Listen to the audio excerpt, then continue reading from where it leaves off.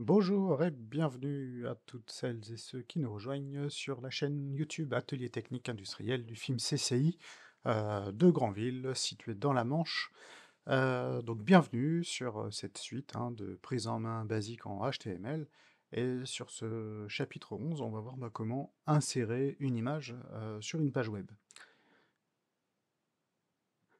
Donc précédemment, on avait ajouté un paragraphe nous menant vers le site de YouTube et dans un nouvel onglet de notre code en page HTML. Donc maintenant, ce qu'on va faire, c'est qu'on va intégrer juste en dessous le paragraphe, le bouton de commande qui permettent la gestion du moteur.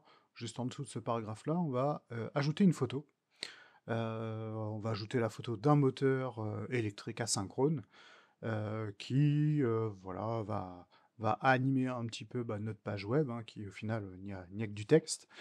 Certes, il y a de la couleur, certes, il y a une couleur d'arrière-fond, et voilà, pour égayer un petit peu voilà, notre page, on va intégrer des photos.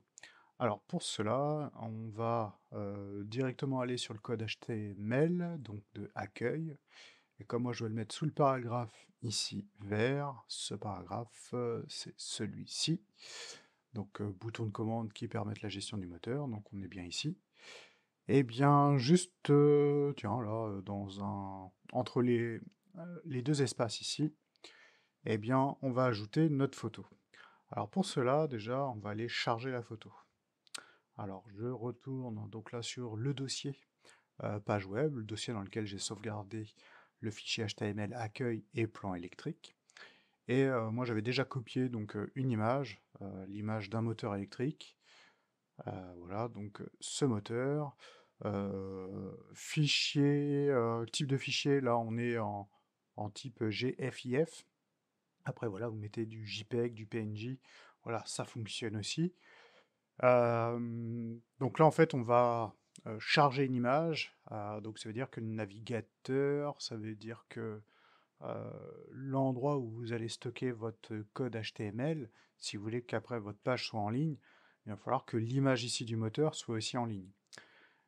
Donc ça va prendre de la place. On est là, on est sur 14 kilos. Bon, ça, c'est pas grand-chose au final, mais ça prend de la place. Ce qu'on vous conseille pas non plus, c'est d'aller récupérer une photo directement d'internet, directement du lien internet. Alors, vous verrez, c'est possible de le faire comme ça. C'est juste qu'il y a le petit risque, c'est que la photo, si elle vient d'internet, si elle vient d'un site web, par exemple, et si le site web en question vient être modifié, votre photo n'apparaîtra plus. Donc ça, il faut faire attention juste à ça. Donc là, mon image, elle s'appelle moteur.jfif. Eh bien, c'est sa source, tout simplement. C'est ce qu'on va appeler une source. Eh bien, cette source-là, moi, je vais l'intégrer dans mon code. Donc ici, eh bien, je vais intégrer donc, une balise ouvrante. Et c'est une balise simple, donc une balise image. Et puis là, vous voyez, on a même un petit exemple, là, image, source égale, et après, notre fichier, notre lien qui nous intéresse. Donc image, src, égale les deux guillemets. Et ici, moi je vais taper moteur.jfif.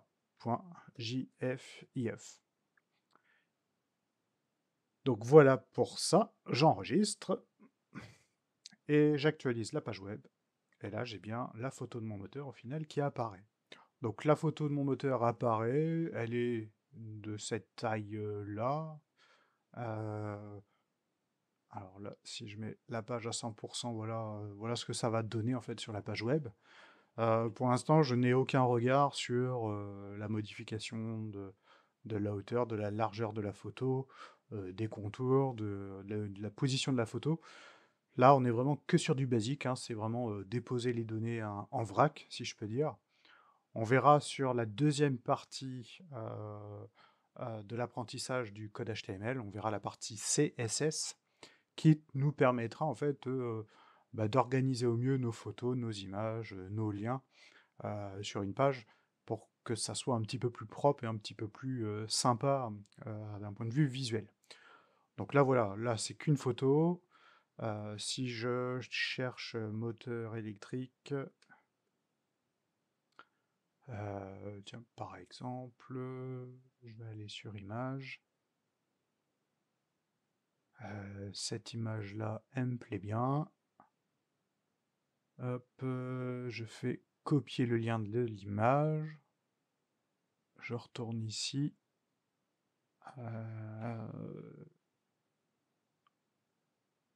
Voilà, donc là j'ai collé directement le lien. J'enregistre, j'actualise, et là j'ai bien la photo de mon moteur qui apparaît. Donc là, c'est une photo qui vient directement d'Internet. Donc ça prend pas de place au final sur mon dossier. Ça veut dire que typiquement cette photo-là, elle pourrait être supprimée. Donc ça veut dire qu'au total, j'ai 3 kilos là pour l'instant de taille. Et la photo, si je la télécharge et que je la mets en direct, copier image, je vais sur mon dossier, je colle l'image. Voilà. Copier. Ouais, enregistrer l'image. Et je vais aller ici sur page web.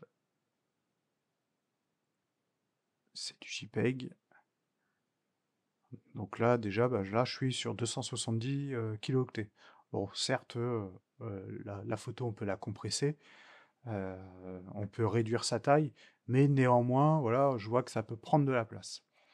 Ce qu'il faudra faire attention, justement, quand on utilisera la partie, comment dirais-je, automate industrielle, type Siemens, où là, la taille des médias va être importante.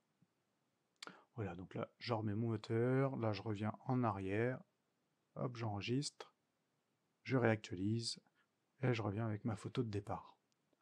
Donc voilà pour ça. Donc, pourquoi c'est mieux aussi de télécharger la photo directement et puis d'aller la placer? Parce que mon lien internet, il peut bouger, il peut être modifié. La photo ici, elle pourrait très bien être supprimée un jour du site actuel ici, là, du site moteurélectrique.net. Peut-être que la photo un jour, elle sera supprimée. Donc ce qui en découle, c'est que mon image sur mon site web risque aussi d'être supprimée au final. Donc voilà pour ça, pour l'intégration d'images. Et comme je vous disais, on verra quand on va manipuler le CSS, comment jouer sur les tailles des médias comme ça. Allez, je vous dis à la prochaine, prochaine vidéo, on va intégrer un son sur la vidéo, sur la page web. Voilà. Allez, ciao, bye.